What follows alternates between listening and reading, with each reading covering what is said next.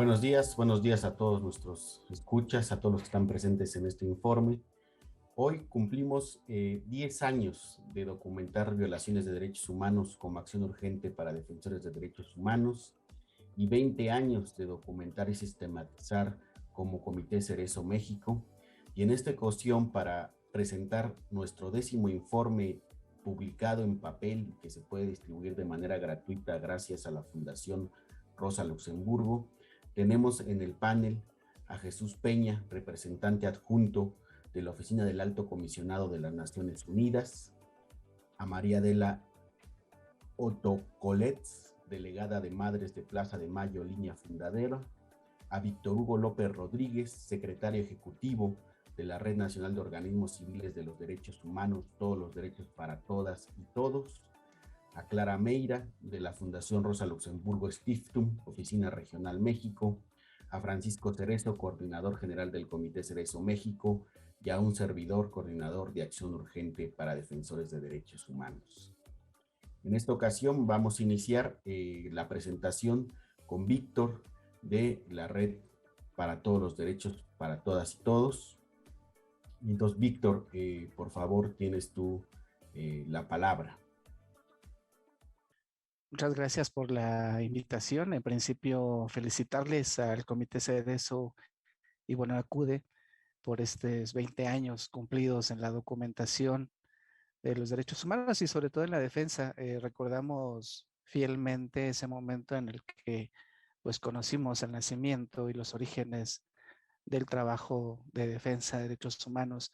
Son un testimonio vivo y fiel de lo que ha ocurrido con muchas y muchos defensores de derechos humanos en México, en el sentido de nacer directamente de padecer la violencia sistemática de los derechos humanos en México y comenzar un camino de construcción para su defensa y su rescate, ¿no?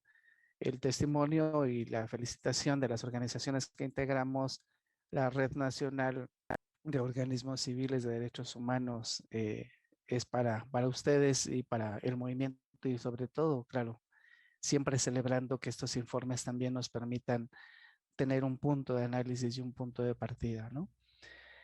Comienzo la presentación de este informe pues valorando varias cosas, ¿no? En principio, agradeciendo que podamos contar quienes nos dedicamos a la defensa y promoción de los derechos humanos con un documento que nos permita abrir el análisis para las actualizaciones, las novedades, las tendencias y sobre todo ir ubicando cuáles son los énfasis con respecto a las violaciones a los derechos humanos que ocurren en México.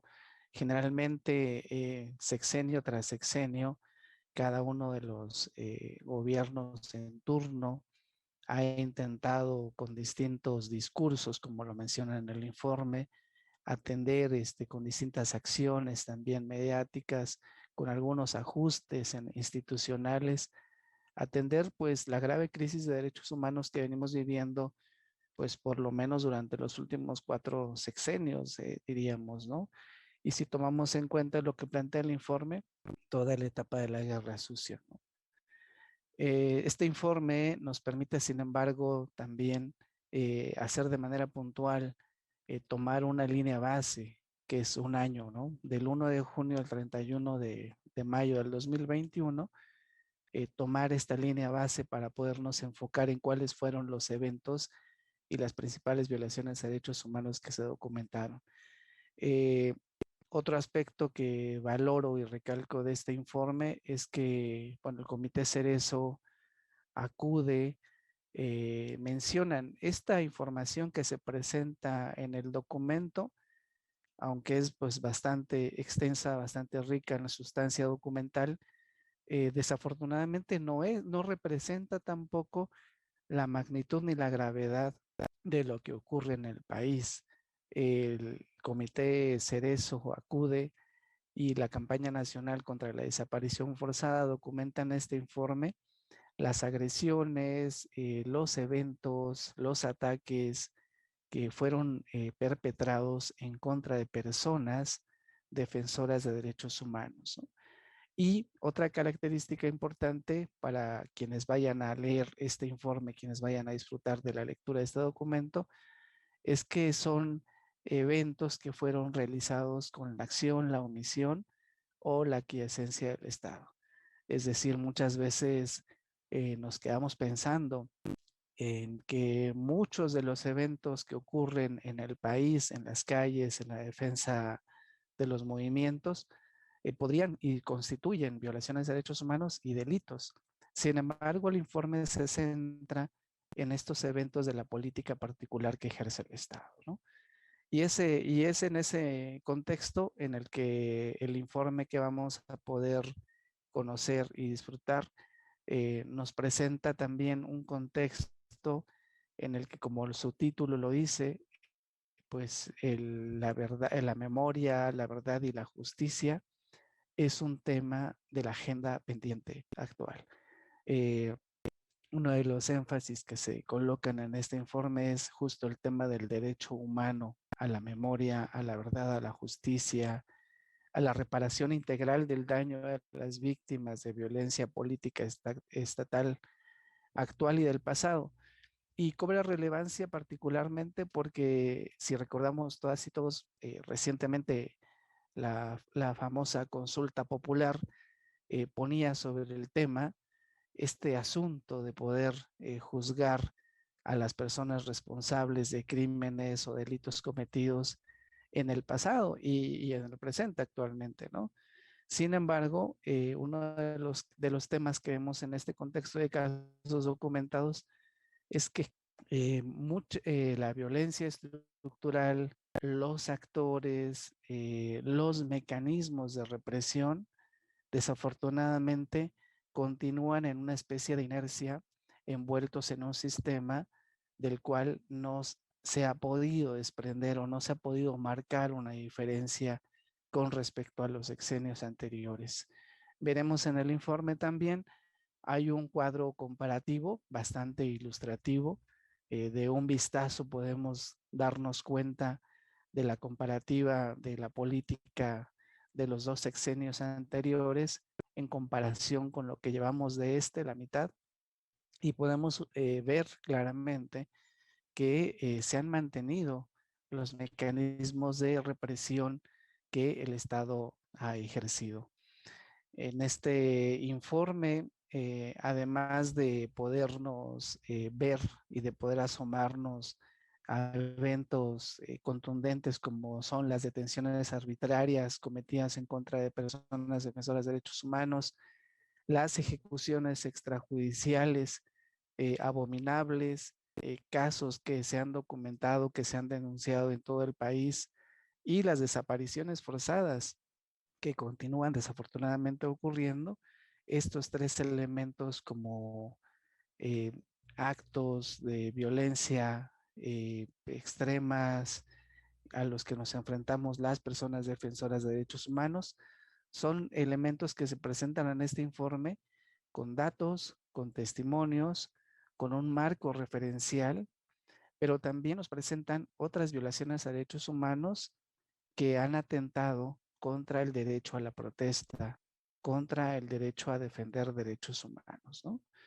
Y estas son partes, particularidades que encontraremos en este informe, en el contexto de casos, de estos casos que se documentan.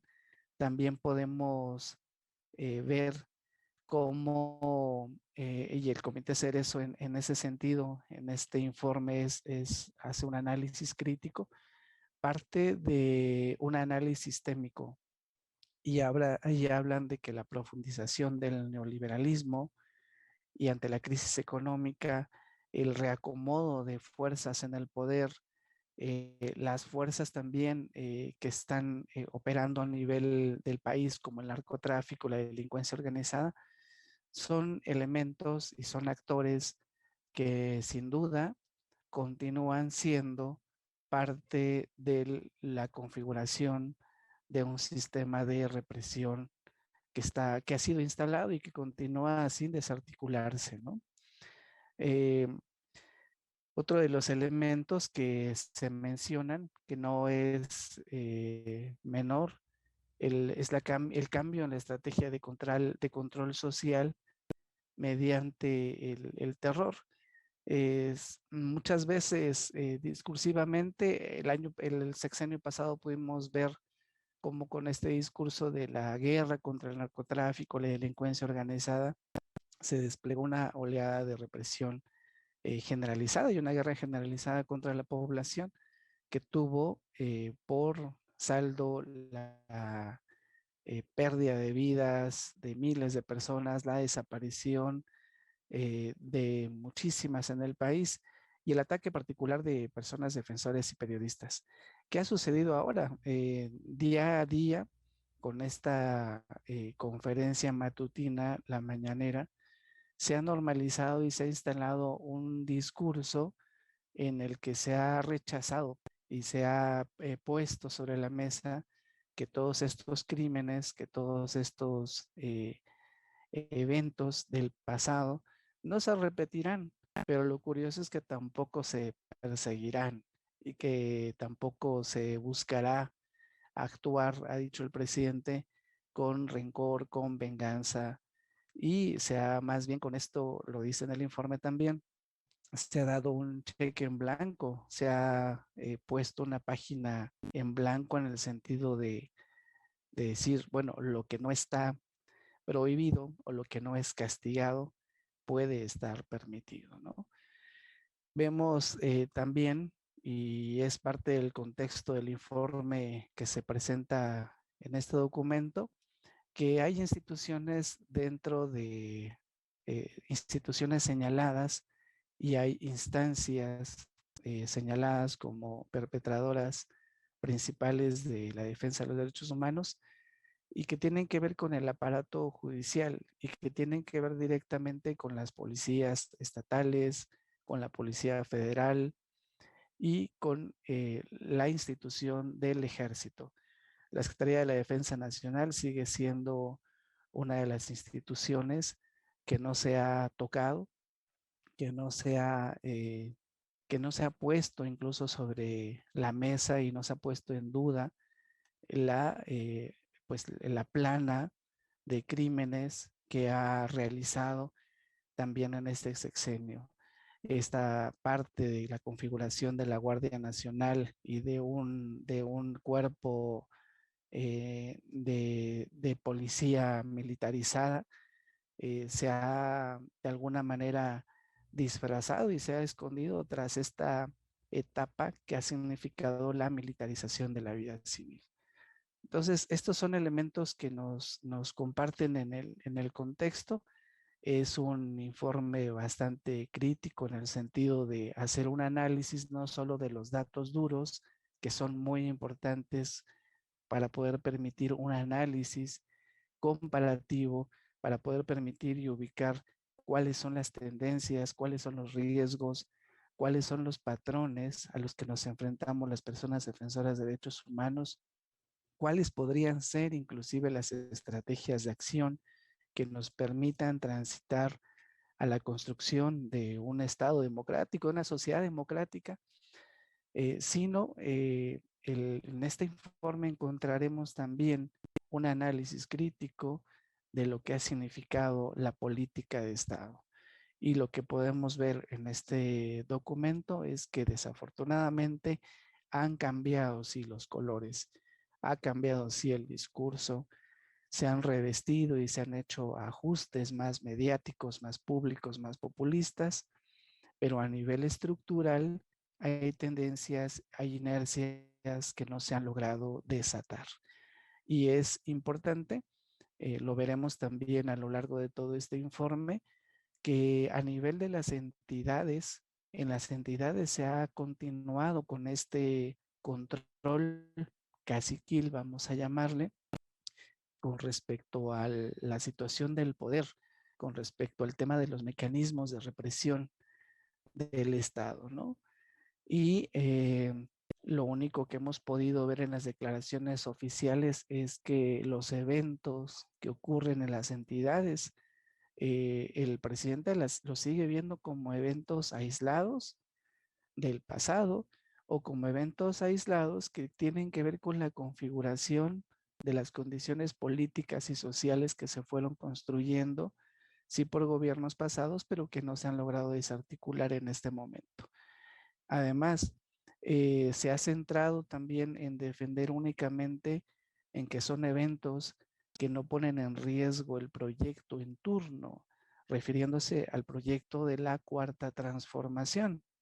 Sin embargo, nosotros, y en el informe también lo mencionan, importa más pensar en el proyecto de vida que es afectado de todas estas personas, defensoras de derechos humanos, que estamos por la construcción de condiciones de vida digna en este país.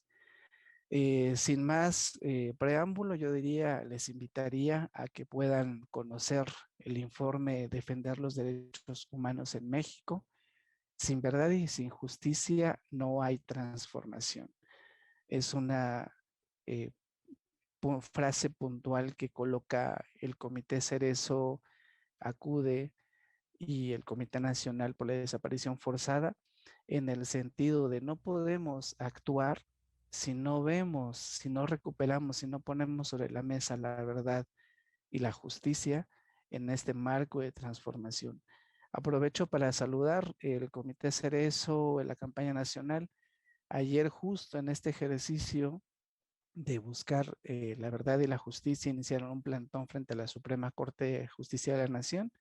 Estamos y estaremos al pendiente de lo que ocurra en el marco de las actividades que tienen planificadas durante estos días. Muchas gracias y felicidades por este documento. Pues gracias, Víctor Hugo López Rodríguez. Él es el secretario ejecutivo de la Red Nacional de Organismos Civiles de Derechos Humanos, Todos los Derechos para Todas y Todos, un organismo que aglutina ya, si no mal recuerdo, a más de 84 organizaciones a nivel nacional en diferentes entidades federativas. Agradecemos tus comentarios sobre el contexto, tus observaciones críticas y daremos, sin más preámbulo, la palabra a Jesús Peña Palacios. Él es representante adjunto en México de la Oficina del Alto Comisionado de las Naciones Unidas para los Derechos Humanos. Y adelante, por favor, Jesús.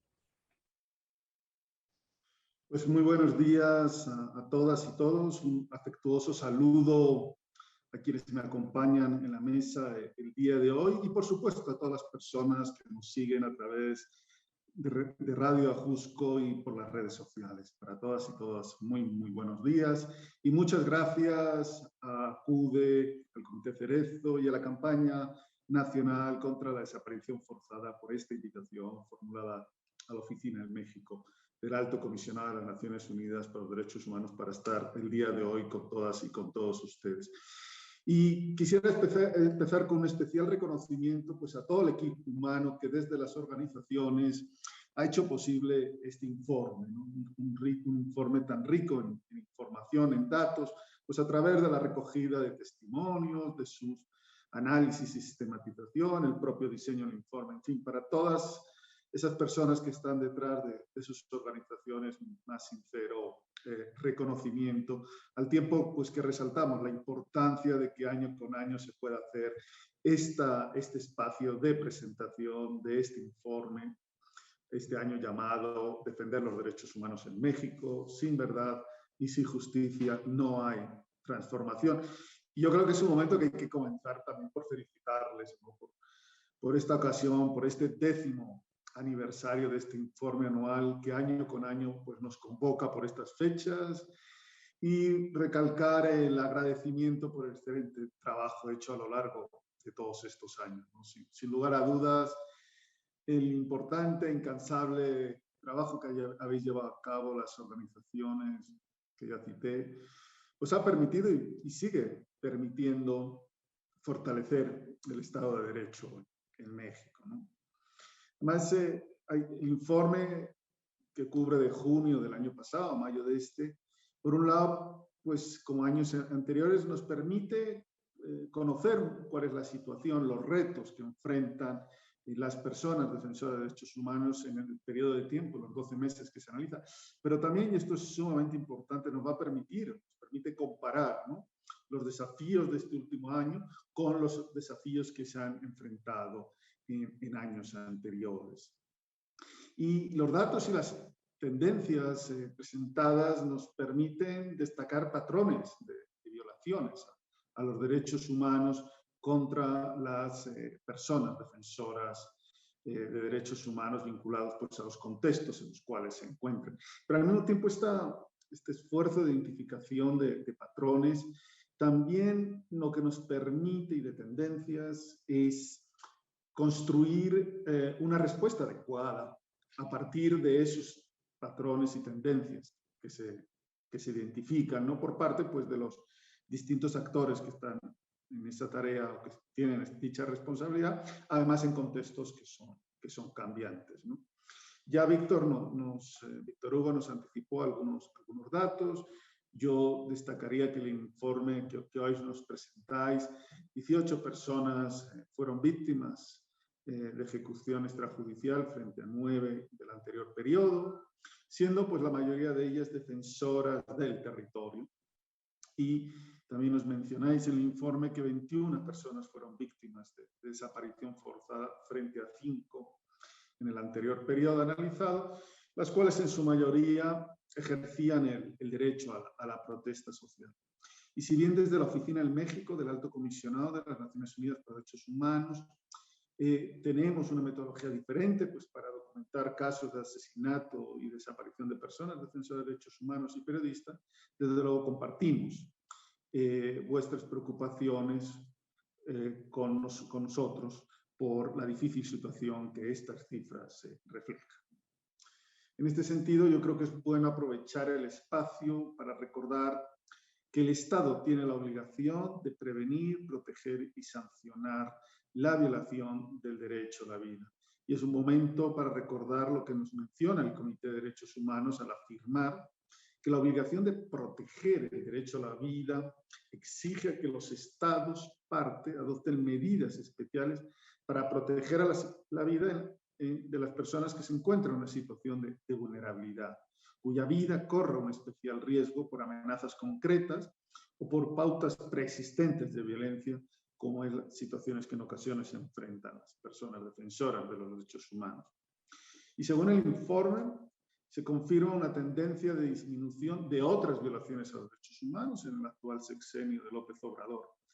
Agresiones tales como desalojo, golpes, disparos con armas de fuego, junto con hostigamientos y amenazas, constituyen la mayoría de las otras violaciones de derechos humanos en el periodo analizado.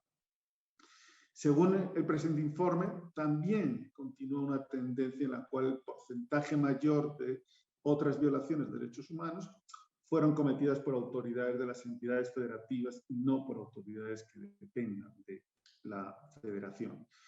Y si bien esta disminución es una tendencia positiva, creo que al mismo tiempo hay que mencionar por la tentación de las autoridades federales de atribuir la violencia contra las personas defensoras a entidades federativas, a los actores locales o al crimen organizado. Y este discurso, digamos, pareciera llevar al Estado mexicano a exonerarse de una responsabilidad frente a violaciones y consolidaría una impunidad persistente como uno de los principales factores de la perpetración de los abusos cometidos contra las personas defensoras. Y compartimos desde la Oficina en México del Alto Comisionado que la impunidad es uno de los principales motores de la violencia contra las personas defensoras de los derechos humanos. Como oficina hemos podido observar avances en algunos casos que gozan de una mayor visibilidad, pero las últimas cifras conocidas públicamente, pues, nos indican que más del 90% de los crímenes cometidos en México siguen en la impunidad o siguen sin resolverse, ¿no? Y esta baja taxa de éxito en la investigación y enjuiciamiento de crímenes, también contra personas defensoras de derechos humanos, envía un mensaje peligroso de que tales crímenes tienen cero consecuencias, ¿no? Creando un entorno, digamos, propicio para nuevas violaciones, ¿no? Y socavando las aspiraciones generales de derechos humanos en México. Y en este contexto, pues yo creo que es importante recordar que el Estado tiene la obligación también de respetar, proteger y sancionar todas las violaciones a los derechos humanos de todos los individuos que se encuentran en territorio mexicano. En consecuencia, la omisión de sancionar las violaciones cometidas por las autoridades estatales, municipales o por agentes no estatales, si bien sé que el informe no cubre esta categoría, constituye de alguna manera una violación a los derechos humanos. Como decíamos al comienzo, en el informe de este año, las personas que ejercen y defienden el derecho a la protesta social han sido una de las principales víctimas de los ataques, la mayoría en forma de hostigamiento o amenazas. Y las personas defensoras de la tierra, del territorio y del medio ambiente constituyen la segunda categoría más afectada por los ataques registrados. Asimismo, creo que hay otro dato que es importante destacar del informe que nos presentáis, es el número de detenciones arbitrarias realizadas, que se duplicó en comparación con el año anterior analizado, ¿no? Debido, según quienes habéis elaborado el informe, a la voluntad de contener la protesta social en un contexto de pandemia, ¿no?, que generó un aumento de la desigualdad. Y el informe subraya que las entidades federativas más afectadas por esta tendencia serían Chiapas, Michoacán, Guadalajara, Jalisco, y que en el 39% de los casos las personas detenidas les habrían reportado a ustedes haber sido objeto de torturas, ¿no?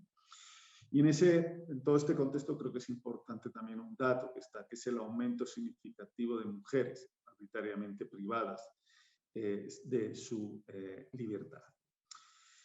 Desde la Oficina en México del Alto Comisionado también hemos documentado incidentes preocupantes en este contexto, ¿no?, como es el aumento significativo de los ataques hacia las mujeres y adolescentes en el marco de las protestas, incluso en protestas feministas, ¿no?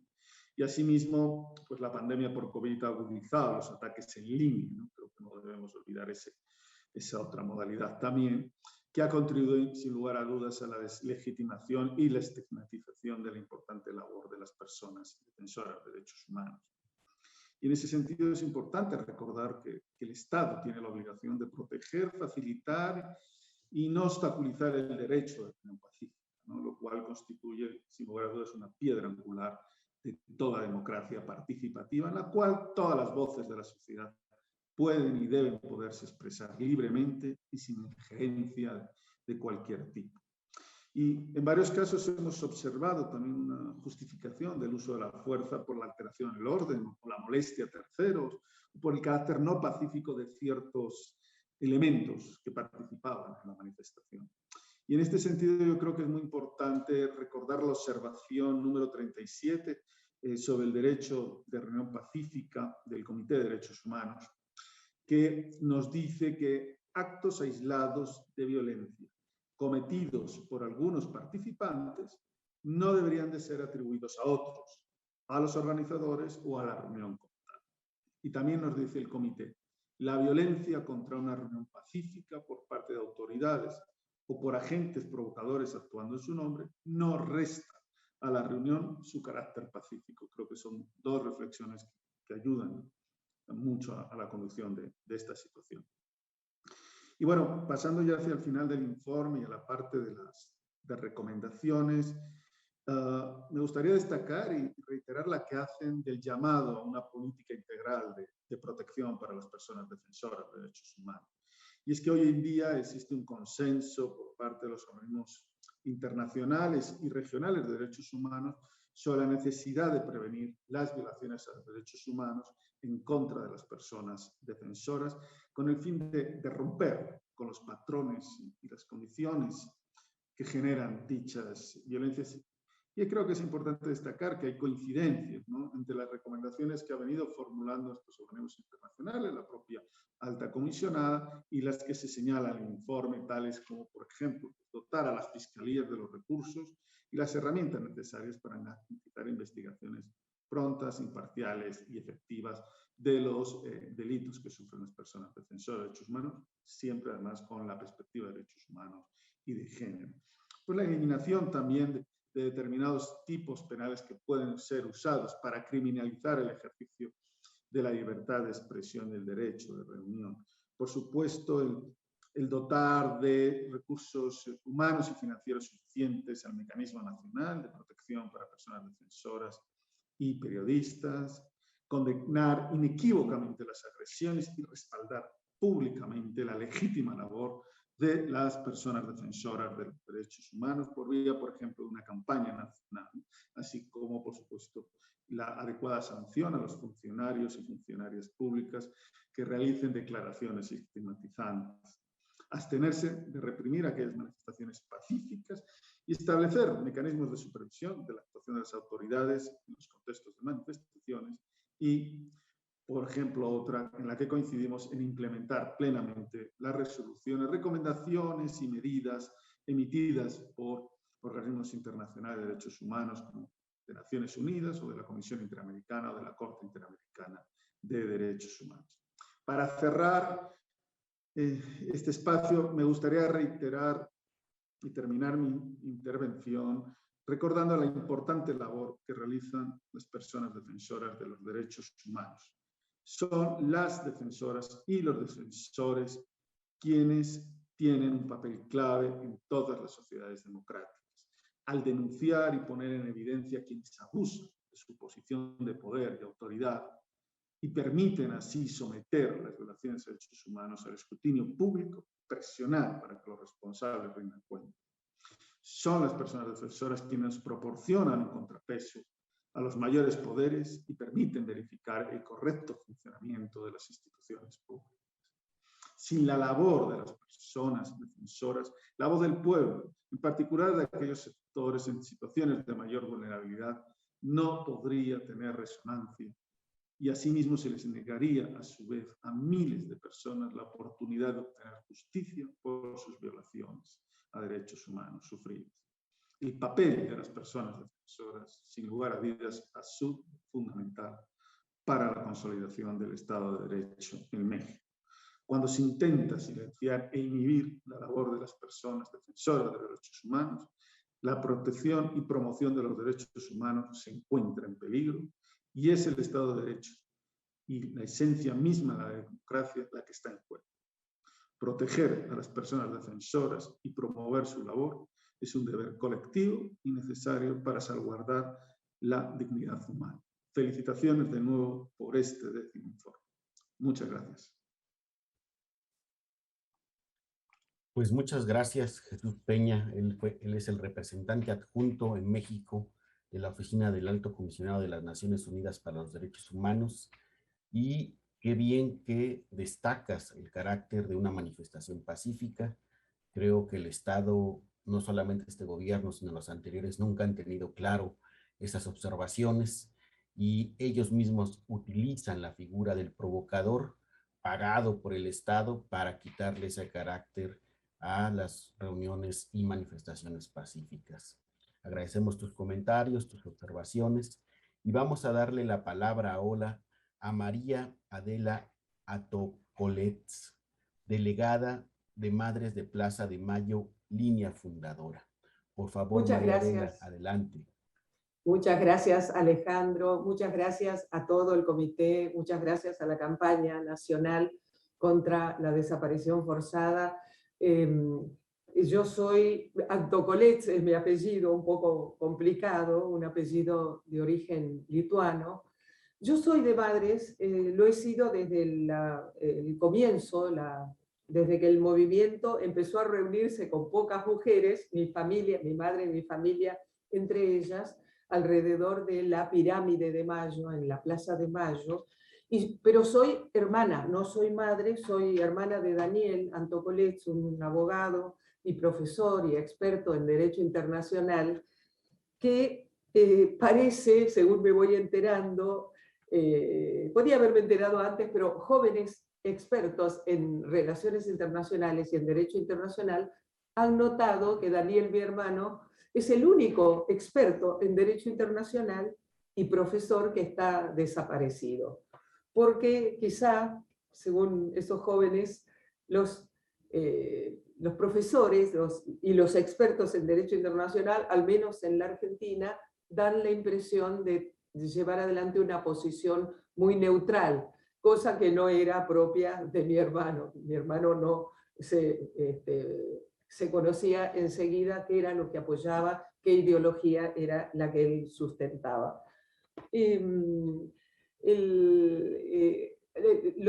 Los felicito, Alejandro, Francisco, Héctor y todos los compañeros y todas las compañeras por los importantes aniversarios que estamos conmemorando. Se está conmemorando también el día 30, sucederá, esa es la fecha mítica y real, el Día Internacional del Detenido Desaparecido, tomada por las Naciones Unidas en el año 2011, sancionada creo en 2011, como Día Internacional de las Víctimas de la Desaparición Forzada. Y todos nosotros somos víctimas, y a veces no somos víctimas directas, pero sí entre nosotros, en México, en toda América Latina, en el mundo entero. Por suerte hay defensores que no son víctimas directas, pero que se interesan por quienes son las víctimas, entre otros crímenes de la desaparición forzada, que es de lo que más conocemos. De lo que más conocemos en madres, en abuelas, en las distintas organizaciones argentinas, madres, abuelas y familiares de desaparecidos y detenidos formamos parte de FEDEFAM. FEDEFAM es la Federación de Asociaciones de toda América Latina. Y tenemos a FADEM como miembro de FEDEFAM y a compañeros queridos que han formado durante mucho tiempo y lo siguen haciendo parte de esta federación. Ahora, de ninguna manera yo voy a comentar las dificultades, pero sí las conocemos, las madres las conocen, la gente de FEDEFAM las va conociendo cada vez mejor, las dificultades para defender los derechos humanos en el hermano territorio mexicano y en los territorios de otras repúblicas hermanas de nuestro continente. A nosotros nos toca, por elección, por destino, por qué sé yo qué, ser parte de un proceso muy largo, un proceso que vemos, que muchos vemos, como un proceso que no implica solamente reuniones, escritos, acciones, sino cambios de tipo cultural. En la Argentina se ha dicho con bastante frecuencia, la batalla es cultural, contra el neoliberalismo, contra los gobiernos autoritarios, contra la deuda externa, contra las muchísimas deudas internas. Sabemos que no es solo cultural, pero lo cultural envuelve todo. En la Argentina caminamos en medio de una sociedad, parte de la cual apoya la dictadura, claramente, apoya el neoliberalismo, está contenta con que se tome deuda pensando que eso le hace incluso bien al pueblo. Es decir, la batalla cultural nos acompaña, nos envuelve y en ella también estamos, ¿verdad? Lo que quiero decir es que estamos caminando en procesos que son muy duros para todos nosotros, pero que a lo largo de las decenas de años han significado un avance en la conciencia de la sociedad, en la conciencia de la humanidad. En el fondo yo creo que el vaso medio lleno, el optimismo con que podemos trabajar es un optimismo que se basa en una mirada hacia atrás. Adelante, avancen hacia sus raíces, como dice más de uno. Mirando hacia atrás los antecedentes, no voy de ninguna manera a nombrar todos los antecedentes de la desaparición forzada, ni de aquellos tratados, de aquellas medidas, que además son muchísimas, en contra, que intentan prevenir contra la desaparición forzada e intentan incluso sancionarla. Voy a nombrar unos pocos hitos conocidos por ustedes, no vengo a decir nada nuevo. Algunos consideran que la desaparición forzada empezó a ser considerada a nivel de discurso a partir del terrible decreto Noche y Niebla de los nazis en diciembre del año 41. Muchos sabemos que en Australia, por ejemplo, ha habido desde el año 14 o desde desde el año 13 o 14 hasta 1969, una política de Estado que secuestraba a los chiquitos indígenas de etnias muy abundantes, los primeros habitantes de Australia, para civilizarlos o para ponerlos como servidores de los blancos también. El primer ministro en 2008, el primer ministro australiano pidió disculpas por los secuestros de niñitos de las etnias indígenas, de los pueblos originales, reconociendo la barbaridad que eso significaba. Desaparición forzada hay desde siempre, lamentablemente, y en ese camino contra la desaparición forzada es que nos estamos reuniendo. Según mi leal saber y entender, nos estamos reuniendo con un signo de esperanza. ¿Qué pasó en la Argentina? ¿A dónde podemos remontarnos? Podemos remontarnos al siglo pasado, en que la Patagonia, la zona sur de mi país, estaba habitada por sus dueños, muchas etnias indígenas, algunas de ellas enormes naciones en común con Chile, con la Araucaria chilena.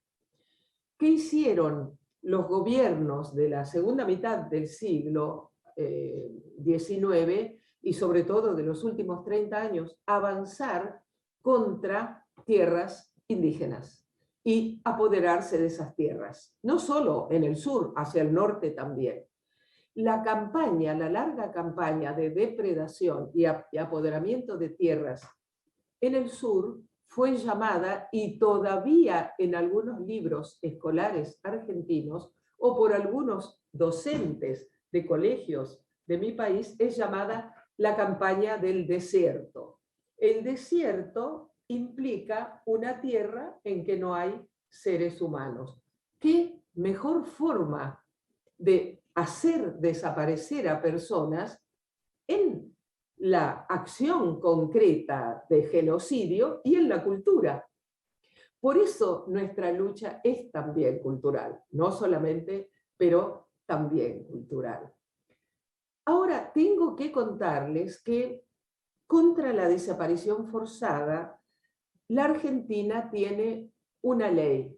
No es tan común en países de nuestra América y no es nada común en países asiáticos, por ejemplo, en que solo Filipinas, aunque su gobierno no firma ni ratifica la Convención Internacional contra la Desaparición Forzada, su gobierno ha admitido una ley contra la desaparición forzada. Son las dificultades de este arduo camino. Antecedentes de nuestra ley nacional contra la desaparición forzada hay muchísimos. Voy a nombrar los dos más evidentes: la Declaración Internacional contra la Desaparición Forzada del año 92, que ya empezaba a hablar de quienes somos familiares como víctimas cabales, y por supuesto la convención, cuyo nombre es Convención Internacional para la Protección de todas las personas contra la desaparición forzada. Quería contarles algo de la ley argentina, algo que tal vez conozcan menos. La ley argentina se sancionó después de mucha presentación de proyectos y proyectos ante el Parlamento Nacional y ante las cámaras, a veces de las provincias. Terminó publicada en el Boletín Oficial, y ahí empieza la vigencia de una ley, en mayo del año 2011. ¿cuáles son entonces los nuevos debates que trae esta ley que condena a una pena, a sentencias de 5 a 25 años, solo atenuada si los perpetradores informan acerca del destino del desaparecido con un resultado positivo, y que pena que sube a cadena perpetua o a reclusión perpetua cuando las víctimas son muchachas, personas embarazadas, personas de más de 70 años, niños, jovencitos de menos de 18, creo recordar, menos de 18, o personas con discapacidad. Causar la desaparición forzada de una persona con discapacidad implica reclusión perpetua. Sí, por suerte puede ser comprobada.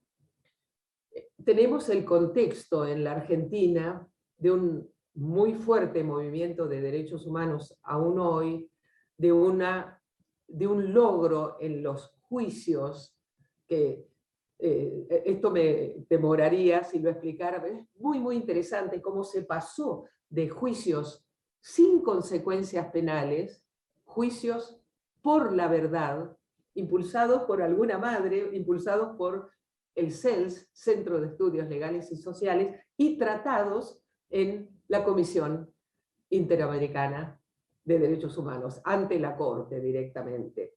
Estos juicios se volvieron juicios penales a partir del año 2005, 2003 y 2005, y aunque sufrimos mucho con los juicios, hay montones de lo que en la Argentina decimos chicanas, es decir, operaciones en contra del buen suceso de estos procesos penales por parte de funcionarios medios judiciales, por parte de jueces, algunas veces por parte de quienes llevan a cabo la fiscalía, la prosecución, la procuración penal.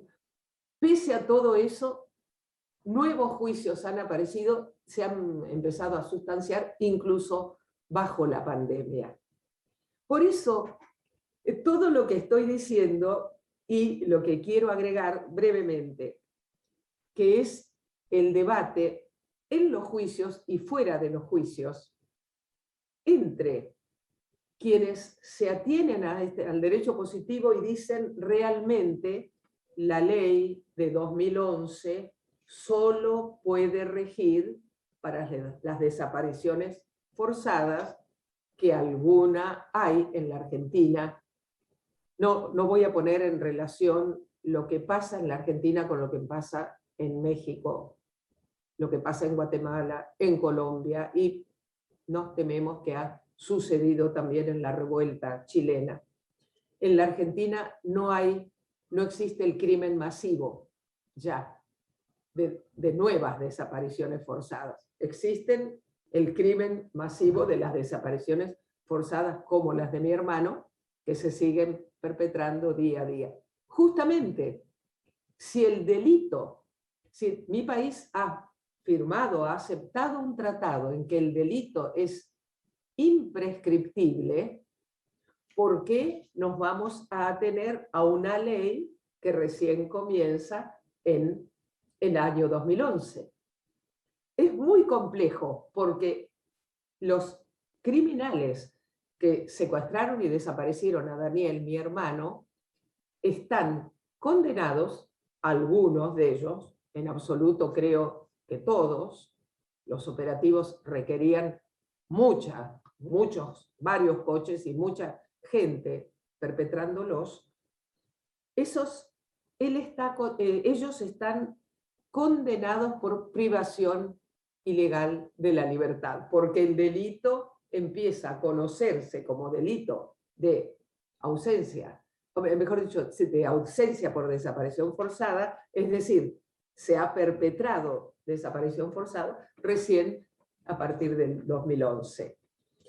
Con esto, lo que quiero simplemente, queridos compañeros, don Jesús, Peña, es marcar que el camino es largo, que estamos en ese camino y que nosotros elegimos, o no podemos evitar, muchas veces trabajar en el conflicto. Nosotros somos criaturas del conflicto. La paz sobreviene cuando, como ha dicho don Jesús Peña, cuando como han dicho todos en realidad, y seguramente van a seguir diciendo en este encuentro tan hermoso, cuando se cumpla la justicia, no con venganza, cuando se cumpla realmente la justicia que cada país organiza con su constitución.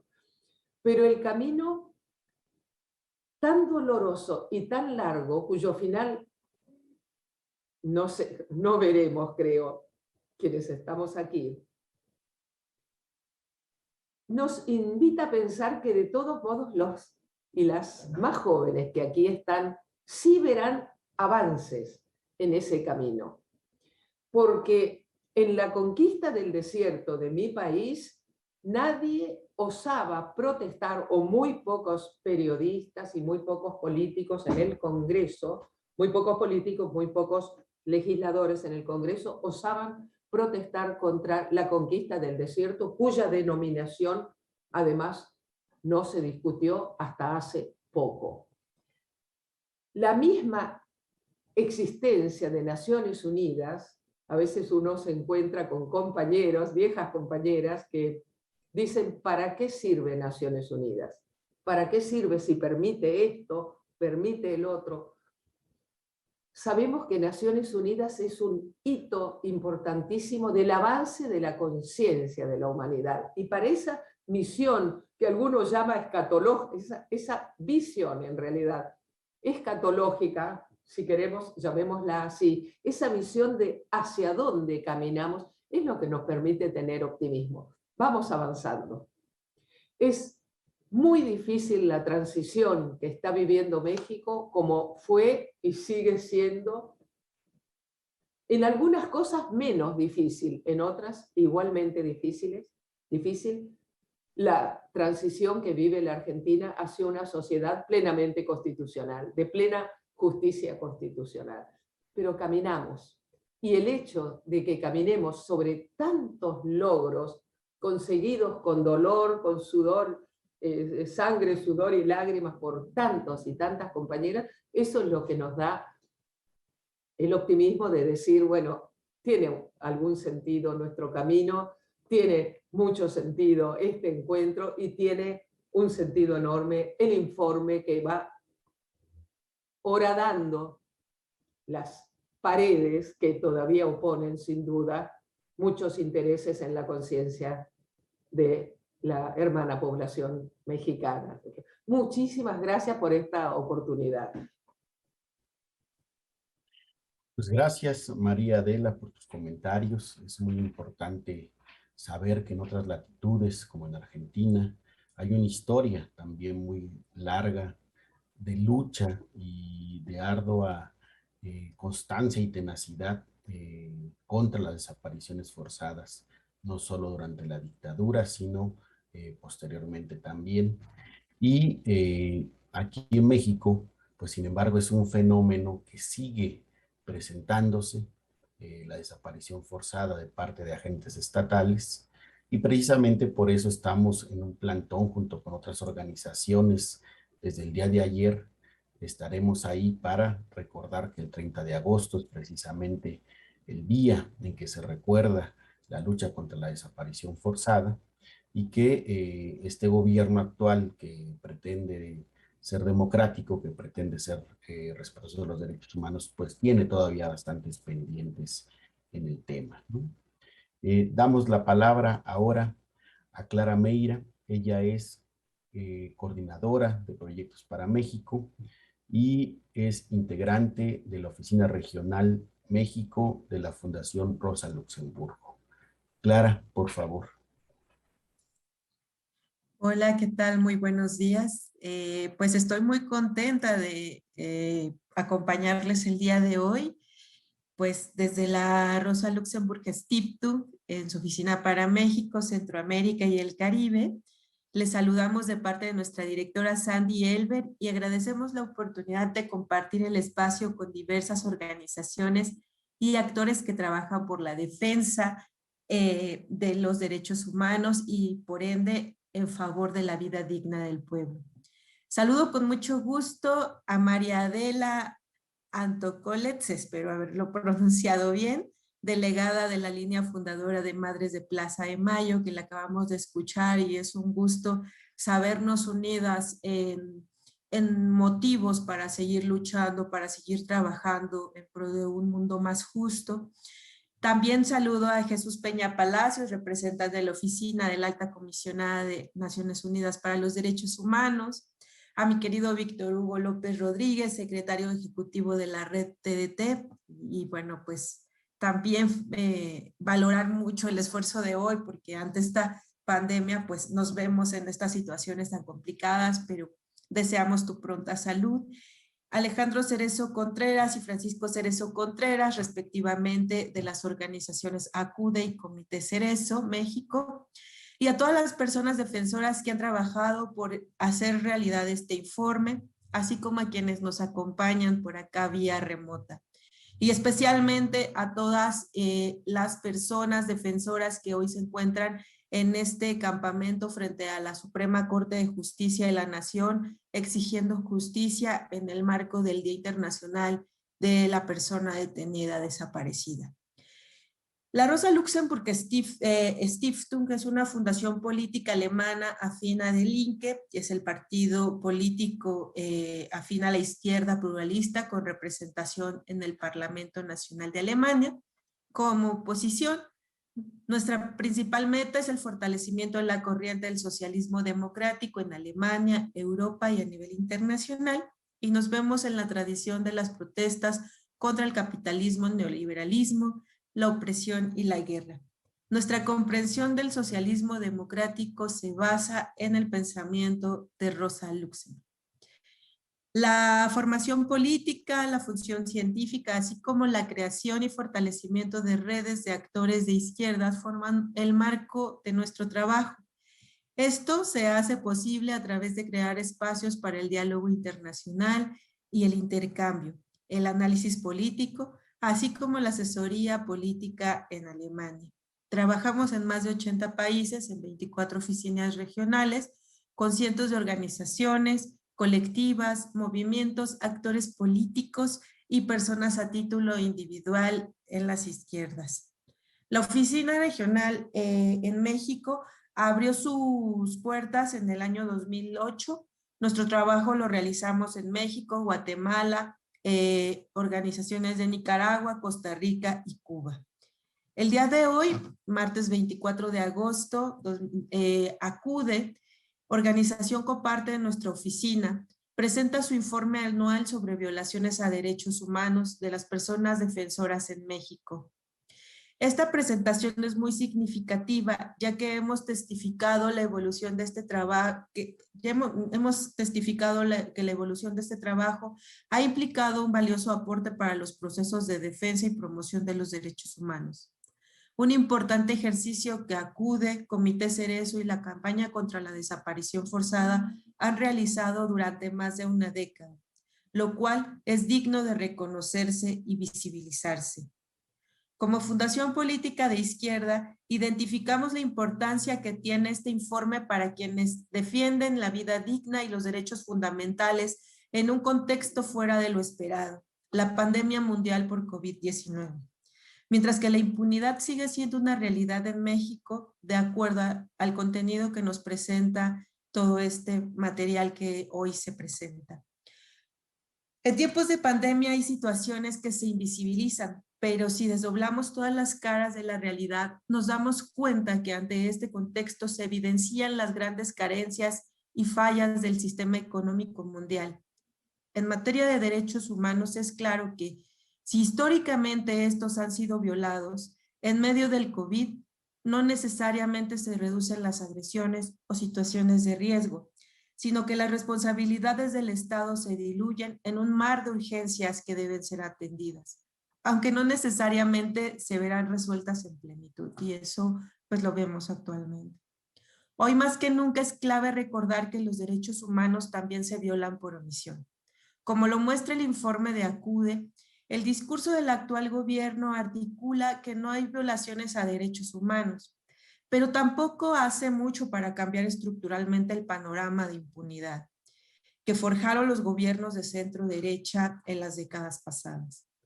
Y ahora, ante omisiones y formas de invisibilizar a las personas defensoras, aparecen estas en una suerte de limbo. Es decir, no se muestran claramente todos esos factores que precarizan, anulan y ponen en mayor riesgo su labor, seguridad e integridad a quienes por causas, por compromiso o por diferentes razones están defendiendo la vida digna a través de los derechos humanos. En estas circunstancias, el informe aporta de manera contundente en ver de frente la realidad y las causas por las cuales las personas defensoras de derechos humanos están trabajando y las condiciones tan preocupantes en las que se encuentran. Es importante reconocer el aumento de agresiones a defensoras mujeres en el derecho a la protesta social, especialmente a la vida libre de violencia, pues esta no debe pensarse solo en un ámbito de lo privado, sino en todas las esferas de la vida, especialmente cuando su labor es por la exigencia de justicia y en la participación en favor de sus comunidades. Hay que recordar que, por ejemplo, en el caso de desaparición forzada, la mayor parte de quienes están luchando y por la memoria, la verdad y la justicia, en mucho tienen que ver son las mujeres. Y esto es una realidad innegable que no podemos omitir. Así, este informe pone las siguientes palabras, bueno, también es importante tener una claridad, ubicar que este informe pone una claridad determinante en el mensaje que ofrece, cuando menciona que la polarización que genera el discurso actual del gobierno mexicano denosta a los movimientos populares que se adscriben como socialistas, comunistas o que se han formado a través de las luchas populares, tachándoles de conservadores de izquierda. Esto no hace nada bien a los procesos de reivindicación de los derechos humanos. Y por otro lado, la derecha está apostando al desgaste de la izquierda electoral. En palabras del informe, algo que llama bastante la atención y que nos pone a reflexionar es esta ambivalencia de ser neoliberal en algunos aspectos económicos y antineoliberal en otros. No permitirá el desmonte de la política económica neoliberal y del sistema económico y social capitalista, lo que permitirá el desconocimiento generado por la ambivalencia que este desconocimiento sea capitalizado y permita el regreso de gobiernos radicalizados hacia la derecha con discursos cercanos al fascismo. Cierro cita, en este sentido es importante recordar que dentro del informe lo que nos plantea acude la campaña contra la desaparición forzada y Comité Cerezo, es que esto puede preverse que se dé de manera gradual y por ello hacer un énfasis importante en esto. Si en este momento la izquierda se debilita en la manera que se está previendo, quien se puede fortalecer son cada vez más los discursos de derecha radicalizada. Esta es una lección aprendida en los países de América Latina y de otras partes del mundo, por lo cual es fundamental redoblar esfuerzos de los procesos que sostienen a las organizaciones populares y a las personas defensoras de derechos humanos. Ya lo decía Maite Mola en un comercial que hago para la fundación. Tenemos una serie de videos que hemos promovido en donde se hacen algunos análisis a través de videocolumnas sobre las elecciones pasadas de este año. Y uno de los videos, hacemos una pequeña entrevista, conversación con Maite Mola, representante de la Izquierda Unida en el Parlamento Europeo, y ella hace una reflexión acerca de cómo se encuentra la izquierda partidista en este momento en México Y nos dice que tanto para México como para otros países, el desafío de la izquierda es fortalecerse desde las calles. Esto pues es una base clave para poder entender que el partido no se construye solamente desde las cúpulas. Lo que le dio la fortaleza a Morena para llegar a donde está actualmente fue la gente que creyó en un cambio radical de la realidad y en una verdadera garantía de justicia para el pueblo. Y también, por supuesto, en muchos sentidos, para quienes de alguna manera creían que era importante poder acceder a otra forma de gobierno, desde un sentido más de conciencia política, más de trabajo sobre las bases. Pero esto es todavía un desafío para la izquierda en el poder, o que se ha adscrito a la izquierda como partido político. En México nos encontramos en un escenario muy complejo, que se articula a un mundo que se reconfigura aceleradamente. Las luchas populares están presentes frente a un sistema económico en el que los grandes capitales se hacen de todo para perpetuarse, incluso aprovecharse de una pandemia mundial. Las personas defensoras son una expresión vital para que la memoria, la verdad y la justicia sean parte de la agenda pública y parte sustantiva en las prioridades de los gobiernos, aún más si estos se adscriben a la izquierda. La memoria, la verdad y la justicia son urgentes y necesarias, ahora más que siempre, pues este gobierno está especialmente en deuda con quienes le eligieron porque su discurso se comprometió con ello.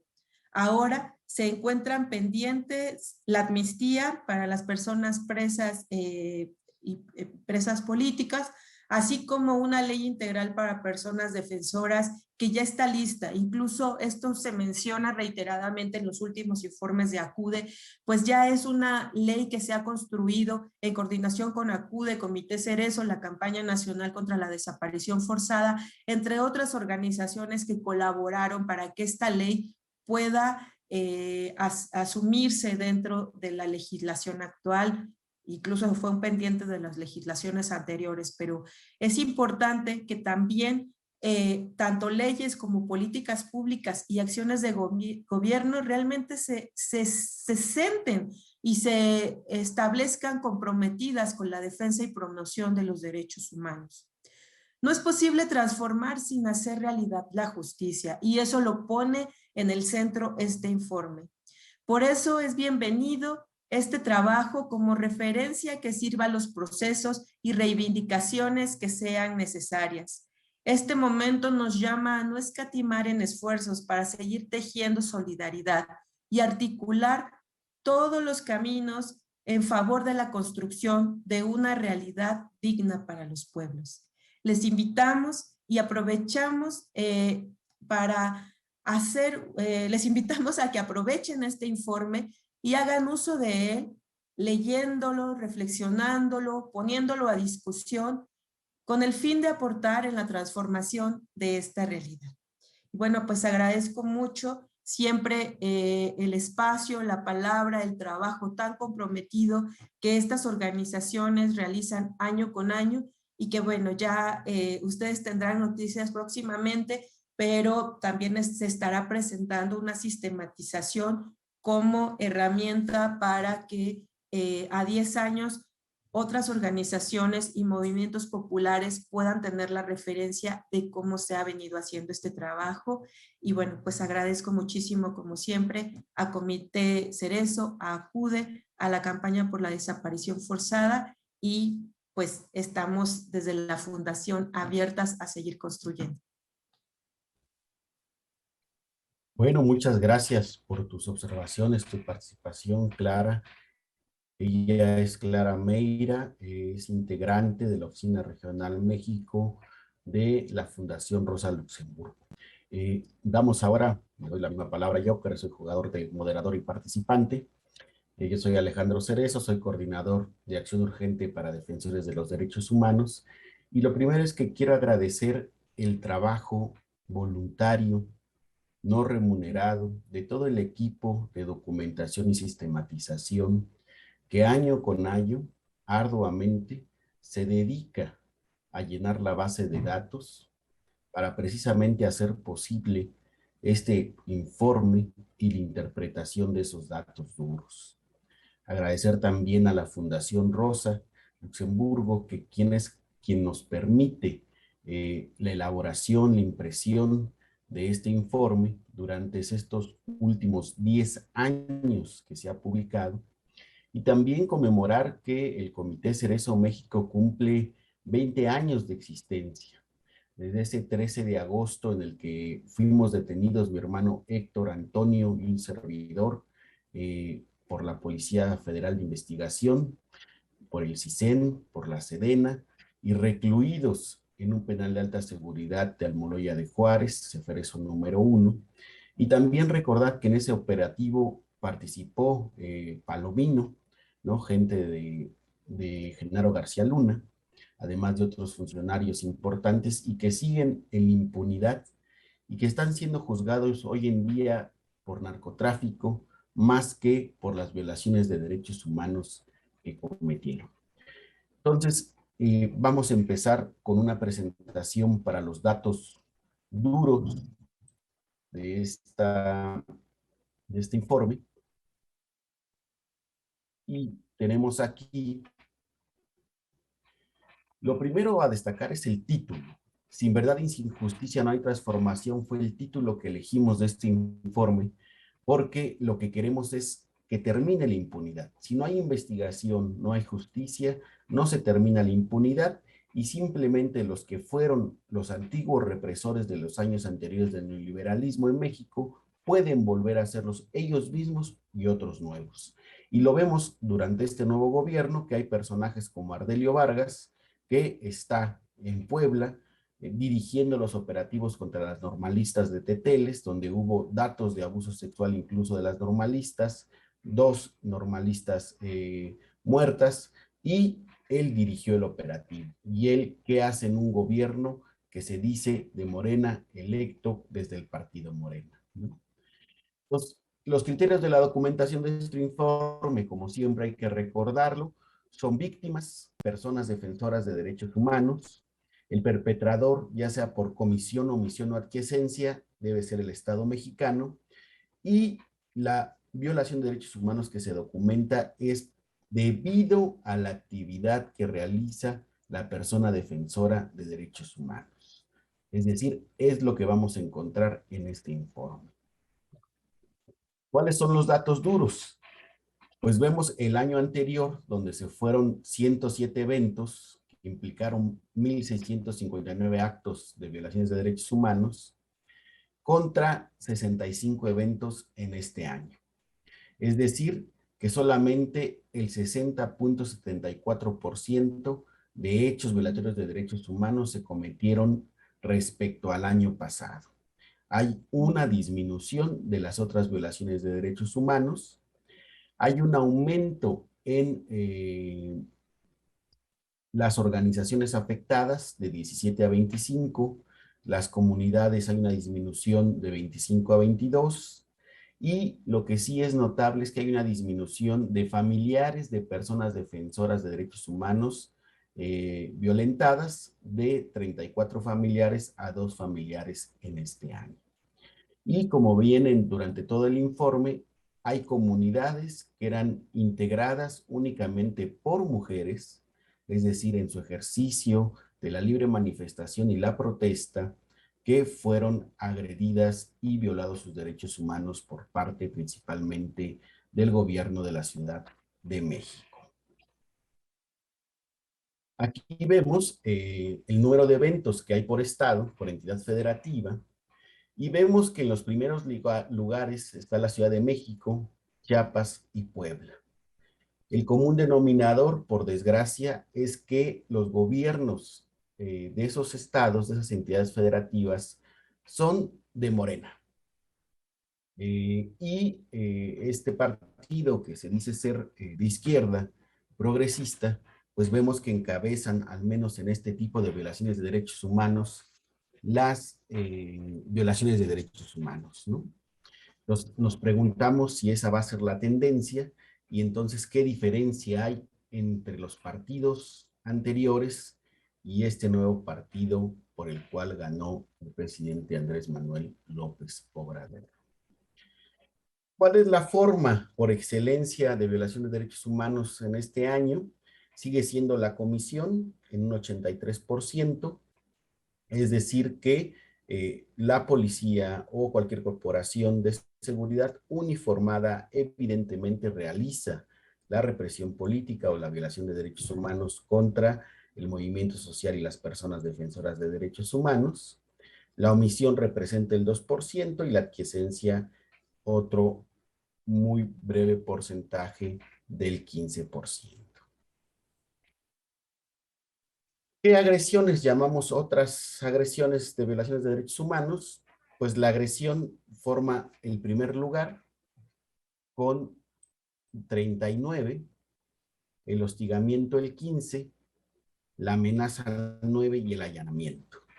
La agresión, las dos agresiones por excelencia utilizadas durante este año es el desalojo y la agresión física, es decir, golpes a las personas desalojadas. Y desalojadas nos referimos a que el movimiento social, el movimiento de personas defensoras de derechos humanos realiza plantones, manifestaciones, realiza el libre ejercicio de la manifestación y el derecho a la protesta, y ante ese ejercicio de esos derechos son desalojados por las corporaciones policíacas y además golpeados. El hostigamiento nos estamos refiriendo a actos sobre todo de videovigilancia, de toma de fotografías, que es lo que más se ha dado en este año, y nosotros nos preguntamos para qué quieren esas fotografías, esos videos, las corporaciones policíacas, si no es para posteriormente realizar la represión política selectiva. En el caso de amenazas, sí bajó de 22 del año anterior a 9 durante este año, y el allanamiento también se presenta en muy poca cantidad. ¿Cuáles son, digamos, las organizaciones mayormente a las que se le niegan los derechos humanos? La primera es el FEXU, la Federación de Estudiantes Socialistas de México, que aglutina todas las normales rurales. La segunda es el Frente Nacional de Lucha por el Socialismo, que también acumula un 12%, y que son dos organizaciones que al menos durante los últimos 4 ya 5 años siempre están presentes en los primeros lugares de organizaciones violentadas, también debido a que tienen siempre una movilización constante durante todo el año en diferentes estados, y la respuesta del estado es precisamente restringir y violar el derecho humano a la protesta. Tenemos aquí este interesante dato de quiénes son los perpetradores. Y a diferencia del año anterior, vemos aquí un incremento del perpetrador del orden federal. Y el año pasado se encontraba en un 3%, hoy en un 22%, lo cual quiere decir que hay una mayor participación de corporaciones federales en la violación de derechos humanos en México. Y concretamente, de los 14 eventos que están representados en esa gráfica, podemos decir que 6 fueron cometidos por la Guardia Nacional, 4 por la Sedena y 4 por paramilitares subordinados a la lógica de algún poder federal. Aquí vemos sí hay un gran aumento del 3% al 22%, y vemos cómo las entidades estatales se siguen colocando en el primer lugar, pero en este año, precisamente el estado de Veracruz, gobernado por Cuitlava García, la Ciudad de México, gobernada por Claudia Sheinbaum, Chiapas, gobernado por Rutilio Escandón Cadenas, y Puebla, gobernado por Luis Miguel Ángel Jerónimo Barbosa Huerta, que son todos gobernantes de Morena, elegidos por Morena y por sus votantes, concentran el 47% de las violaciones de derechos humanos de este país. De los municipios gobernados por Morena concentran el 52%. Es decir, que la tendencia de los gobernantes de Morena está siendo la de reprimir y violar los derechos humanos de los manifestantes y aquellos que ejercen la protesta social, sobre todo la libre manifestación, y esperemos que este patrón no se repita en las 11 gobernaturas que acaba de ganar el partido Morena, porque entonces no habrá diferencia o no habrá mucha diferencia con los gobiernos anteriores. Vemos aquí a los beneficiarios. También hay un aumento en el gobierno federal como beneficiario de las violaciones de derechos humanos en un 28%. El estatal se sigue manteniendo en el primer lugar. Y vemos también que hay beneficiarios particulares y de empresas privadas, por lo regular transnacionales, de índole mexicana o de otro país, pero sí también son beneficiarios de las violaciones de derechos humanos que comete el Estado mexicano. Aquí vemos el principal derecho defendido por las víctimas, pues es el de la protesta, seguido por los derechos de las víctimas y la tierra y el territorio, medio ambiente, vida digna, salud, autodeterminación y libertad de expresión. Estos, digamos, son los datos duros que se encuentran en el informe. Y vemos aquí el mapa de la República y pues como siempre Chiapas, por desgracia, es uno de los primeros lugares, la Ciudad de México y en este caso Puebla también. Vemos ahí a Guerrero, a Michoacán, a Quintana Roo, como los que siempre han estado en los primeros lugares en tanto otras violaciones de derechos humanos.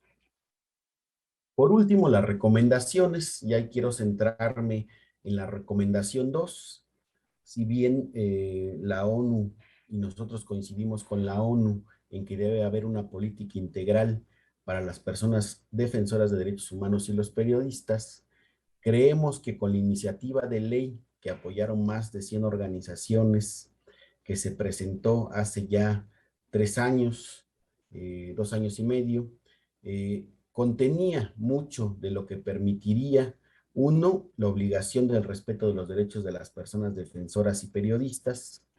Dos, que ese mecanismo de protección fuera preventivo, además de reactivo, y que ahora no hay un mecanismo nacional, es un mecanismo federal que está a cargo de la federación, pero que en ese sentido los estados y los municipios se desentienden mucho de las medidas que toma la federación y que también obligaría a la protección y a la garantía de la vida de los periodistas y las personas defensoras, no siendo solamente un mecanismo preventivo, sino también de reacción, y también tendría la obligación, de acuerdo a esta ley general que hemos propuesto, de investigar, juzgar y sancionar a los perpetradores de las violaciones de derechos humanos y a los beneficiarios de las mismas. Insistimos en esta iniciativa que ya se presentó en el Congreso y que ahora está en un baúl ahí guardando, comiéndose los ratones, porque puede ser nuevamente lanzada, debatida y enriquecida con la experiencia que tiene el gobierno federal actual y que en su necedad de hacer las cosas como ellos desean y como ellos consideran mejor, sin escuchar a gran parte de la sociedad civil o escuchar a una parte muy pequeña de la sociedad civil, por cierto, financiada de Estados Unidos y la USAID, en las recomendaciones de cómo operar el mecanismo, pues hemos visto que no ha sido eficaz, no ha sido eficiente y que llevamos ya varios periodistas asesinados que gozaban de la protección del mecanismo federal y en algunos casos de los mecanismos estatales de las entidades federativas. Entonces, por eso quisimos centrarnos en esta recomendación, porque creemos que es bueno relanzar este debate abierto, invitar a la ONU, que la ONU abra las puertas a la sociedad civil, que Alejandro Encinas se digne a darnos una audiencia para platicar el tema y este y otros temas como los de la desaparición forzada, las comisiones de la verdad, Los grandes pendientes de este gobierno que no ha cumplido, como las comisiones de la verdad de diferentes casos, además del de Ayotzinapa, ¿no? Para que resuelva y se encamine al pleno respeto de los derechos humanos. Pues esta sería mi participación. Agradecer nuevamente a la Fundación Rosa Luxemburgo, agradecer a todo el equipo que permite la elaboración de este informe, y habría varios nombres: Gisela, Maggie, Alfonso, Mau, Lía, y otros, Francisco, Héctor, yo, que somos los que estamos ahí siempre documentando en esa labor que a mucha gente no le gusta, que es estar precisamente verificando datos, buscando a las personas para verificar los datos, haciendo esa investigación a veces de escritorio, a veces yendo al terreno a hacer la investigación en vivo sobre las violaciones de derechos humanos, como hemos hecho en el estado de Chiapas, en el estado de Michoacán. Y cabe mencionar en este espacio que actualmente el preso de conciencia Leobardo, integrante del FNLS, ha sufrido el día de ayer agresiones físicas por parte de las autoridades penitenciarias, que han asusado y dejado su celda abierta para que fuera golpeado por otros presos, y que se ha venido denunciando y que no hay ninguna respuesta de la Comisión Estatal de Derechos Humanos, no hay una respuesta del gobierno de Michoacán, y lamentamos que hasta el día de hoy no haya una intervención de la Federación, y lamentamos que siga en esa lógica de lavarse las manos y de ser omiso ante las violaciones de derechos humanos que se cometen en diferentes entidades federativas.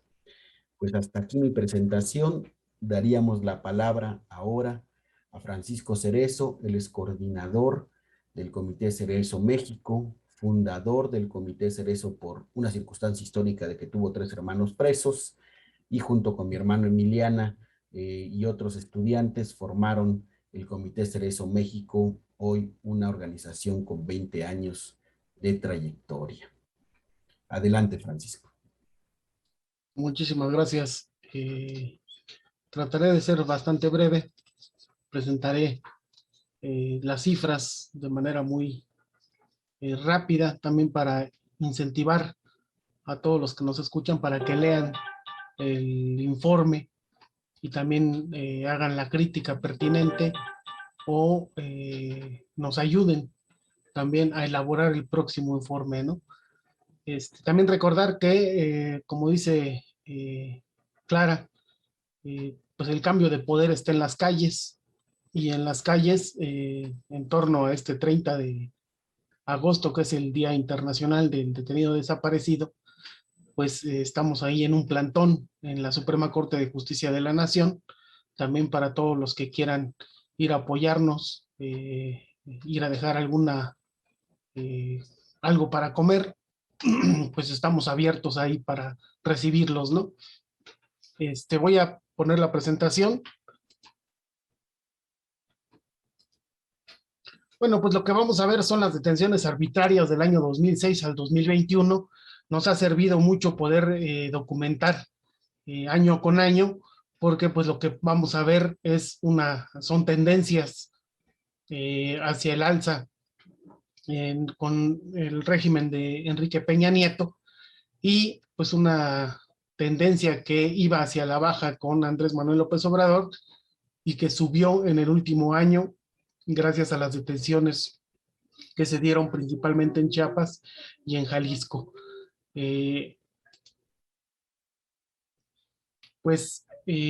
Son 441 detenciones arbitrarias que se cometieron en este año, en el periodo del informe, y de las cuales 251 fueron cometidas en Chiapas, Michoacán y Jalisco, las 190 restantes en otros 15 estados.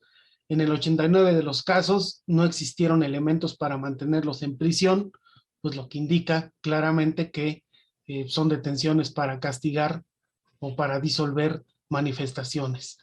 En el 48% de las detenciones arbitrarias se cometieron contra mujeres. Ya habíamos dicho, por esta tercera ola o cuarta ola feminista que obligó a las mujeres a salir a la calle, y que la represión pues ensañó en contra de ellas, ¿no? Y 421 detenciones arbitrarias se cometieron durante el ejercicio del derecho humano a la protesta, es decir, manifestaciones masivas que fueron disueltas o fueron reprimidas fundamentalmente, pues ya vimos que en los estados de Chiapas, Michoacán y Jalisco. El mapa de las detenciones arbitrarias, pues tenemos a Chiapas con 105, a Michoacán con 94, a Jalisco con 52, Chihuahua con 31, el Estado de México con 24, y bueno, Puebla 20, Veracruz 15, más o menos ahí está el mapa de cómo han sido las detenciones arbitrarias en contra de los defensores de derechos humanos. Bueno, perdón, aquí está el mapa donde veíamos Chiapas, Michoacán y Jalisco con las cifras más altas en detenciones arbitrarias. Y vamos a pasar a las ejecuciones extrajudiciales.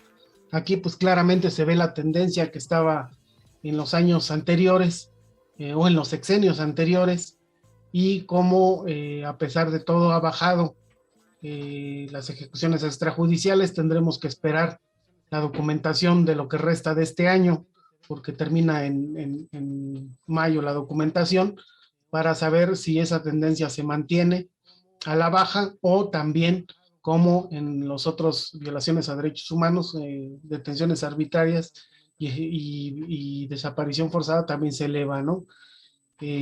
Lo que vamos a ver es que pues Oaxaca, Chiapas, nuevamente, son los dos estados con mayor número de ejecuciones extrajudiciales, son 18 en total, y lo que vamos a ver aquí es una pequeña gráfica de pastel, donde vemos el porcentaje que representan las ejecuciones extrajudiciales por sexenio. Entonces vemos que con Calderón representa el 23%, con Peña Nieto el 64%, y actualmente con Andrés Manuel López Obrador el 13%. También falta recordar, bueno, no queda de más recordar que faltan todavía 3 años para que termine el sexenio de Andrés Manuel López Obrador. Y bueno, de los ejecutados, una es mujer, fue mujer, 17 fueron hombres, y 8 de ellos indígenas y 10 no indígenas. ¿Cuál es la labor, digamos, que defendían los defensores de derechos humanos? Pues principalmente el territorio, son 10, y si sumamos los del medio ambiente serían 12 defensores de derechos humanos. Después vienen los defensores que defienden el derecho a defender derechos humanos, con 2, los de vida digna, que los agrupamos en todas esas organizaciones que llevan diferentes casos y defienden muchos derechos, derecho a la protesta 1 y derechos laborales también 1. Y el mapa pues se vería así: Oaxaca 6, Chiapas 4, son como los estados donde más víctimas de ejecución extrajudicial hubo en este periodo. En cuanto a la desaparición forzada, pues lo que vamos a ver es una tendencia a la baja, y aquí sube a 26 debido fundamentalmente a las desapariciones forzadas cometidas por el gobierno de Jalisco en contra de una manifestación donde fue detención arbitraria, pero la forma en que fueron detenidos de manera arbitraria configuró la desaparición forzada de muchos de los manifestantes. El mapa lo vamos a ver así: Jalisco pues es el mayor perpetrador de desaparición forzada, 13, aunque todos están con vida. Lo contrario a Chiapas, que tiene 6 desapariciones forzadas y que no se sabe el paradero de los defensores de derechos humanos. Y por último, pues vemos en general que pues efectivamente el derecho humano a la protesta es el más castigado, son 481 casos en general, derecho al territorio 31 y vida digna 18. Y como vemos aquí separado por rubros, vemos también una tendencia a la baja, aunque en el 2020 se eleva un poco la detención arbitraria, que es la que le da mayores números a esta gráfica. Y si sumamos todo, pues lo vamos a ver así. En 2017, pues tuvimos 1,256 actos de violaciones a derechos humanos. En 2020 tenemos 671, que es prácticamente el 50%, y lo que va de este año, pues 195. Y el mapa en general, con todas las violaciones a derechos humanos que se documentaron en este informe, pues lo que vamos a ver es Chiapas con 127, Michoacán con 99, Jalisco con 67, como los 3 estados donde mayor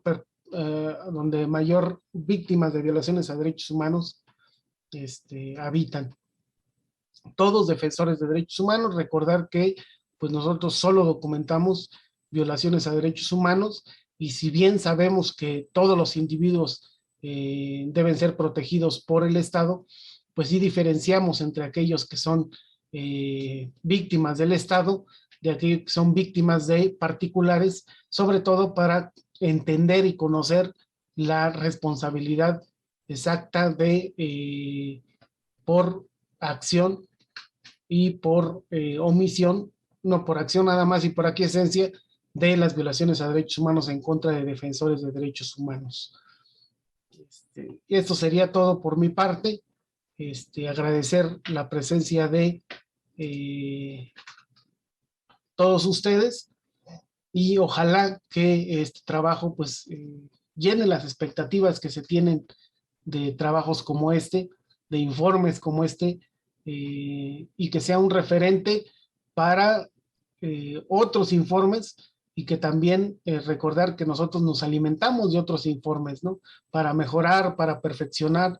Llevamos ya pues 20 años documentando, y todavía a veces nos encontramos con casos que no podemos documentar de la mejor manera, o que nos implica retos en cuanto a la documentación.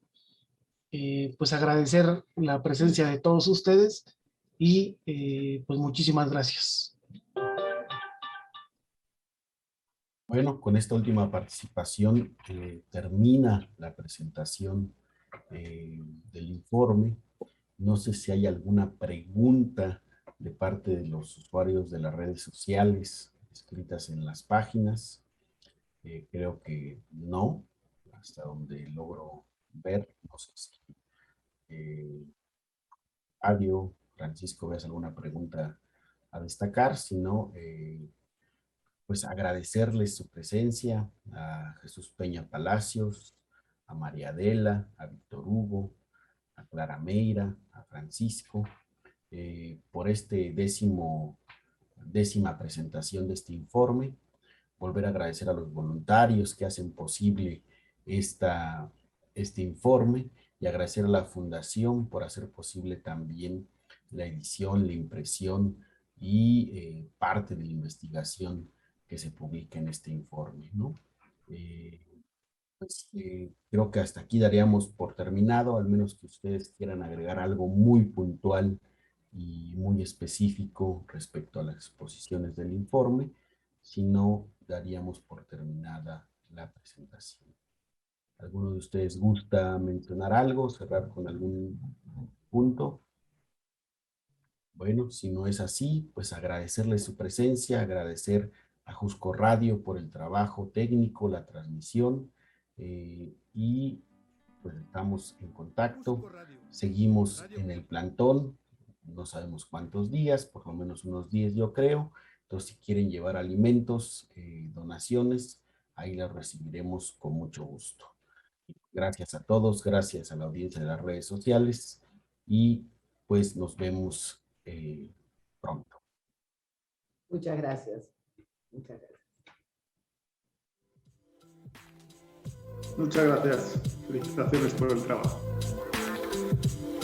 Gracias. Gracias, felicidades. Estamos en contacto. Muchas gracias. Muchas gracias.